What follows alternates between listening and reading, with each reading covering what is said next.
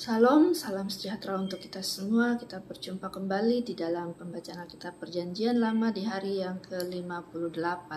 Di hari yang ke-58 ini kita akan baca di dalam kitab Kejadian pasal 37 ayat 12 sampai dengan ayat 36 dengan judul ataupun dengan perikop Yusuf dijual ke tanah Mesir. Ini adalah judul ataupun perikop yang kedua dari kitab Kejadian pasal 37. Dalam nama Tuhan Yesus Kristus, demikian firman Tuhan. Kejadian pasal 37 ayat 12 sampai dengan ayat 36. Yusuf dijual ke tanah Mesir. Pada suatu kali, pergilah saudara-saudaranya mengembalakan kambing domba ayahnya dekat Sikem. Lalu Israel berkata kepada Yusuf, "Bukankah saudara-saudaramu mengembalakan kambing domba dekat Sikem? Marilah engkau kusuruh kepada mereka," sahut Yusuf, "Ya Bapa." Kata Israel kepadanya, "Pergilah engkau melihat apakah baik keadaan saudara-saudaramu dan keadaan kambing domba, dan bawalah kabar tentang itu kepadaku." Lalu Yakub menyuruh dia dari lembah Hebron, dan Yusuf pun sampailah ke Sikem. Ketika Yusuf berjalan ke sana kemari di padang, bertemulah ia dengan seorang laki-laki yang bertanya kepadanya, "Apakah yang kau cari?" Sahutnya, "Aku mencari saudara-saudaraku. Tolonglah katakan kepadaku di mana mereka mengembalakan kambing domba."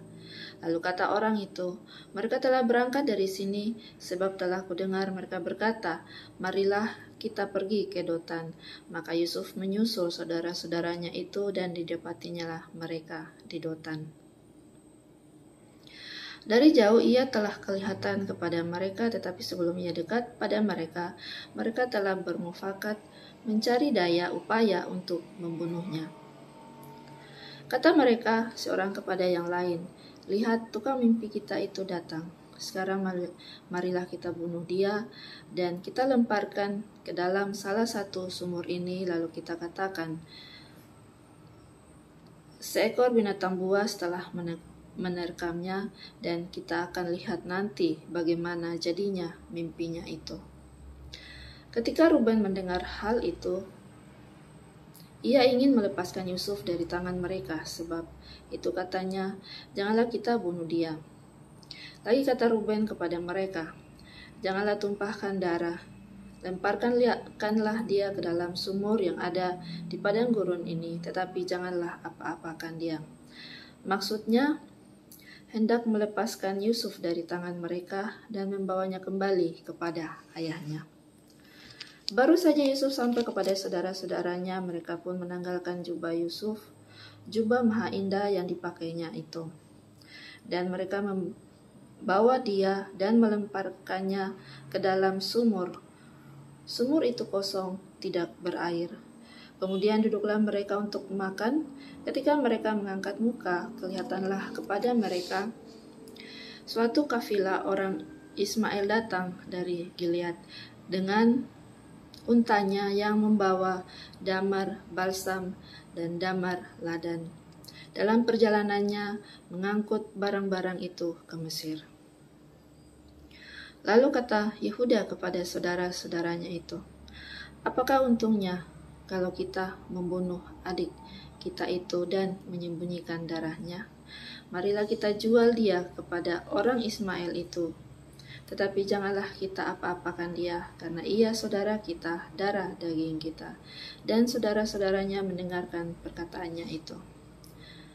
Ketika ada saudagar-saudagar Midian lewat, Yusuf diangkat ke atas dari dalam sumur itu, kemudian dijual pada orang Ismail itu dengan harga 20 sikal perak. Lalu Yusuf dibawa mereka ke Mesir.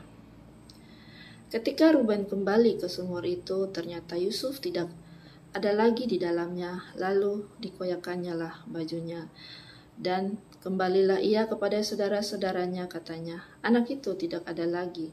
Kemanakah aku ini?" Dan kembalilah ia kepada saudara-saudaranya, katanya, "Anak itu tidak ada lagi. Kemanakah aku ini?" Kemudian mereka mengambil jubah Yusuf dan menyembelih seekor kambing, lalu mencelupkan jubah itu ke dalam darahnya. Jubah maha indah itu mereka suruh antarkan kepada ayah mereka dengan pesan, "Ini kami dapati. Silakan Bapak periksa apakah jubah ini milik anak Bapak atau tidak." Ketika Yakub memeriksa jubah itu, ia berkata, "Ini jubah anakku. Binatang buas telah memakannya. Tentulah Yusuf telah diterkam." Dan Yakub mengoyakkan jubahnya, lalu mengenakan kain kabung pada pinggangnya, dan berkabunglah ia berhari-hari lamanya karena anaknya itu. Sekalian anaknya laki-laki dan perempuan berusaha menghiburkan dia, tetapi ia menolak dihiburkan, serta katanya, "Tidak, aku akan berkabung sampai aku turun mendapatkan anakku ke dalam dunia orang mati."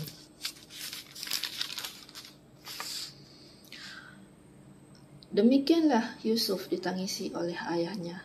Adapun Yusuf, ia dijual oleh orang Midian itu ke Mesir kepada Potifar, seorang pegawai istana Firaun, kepala pengawal raja.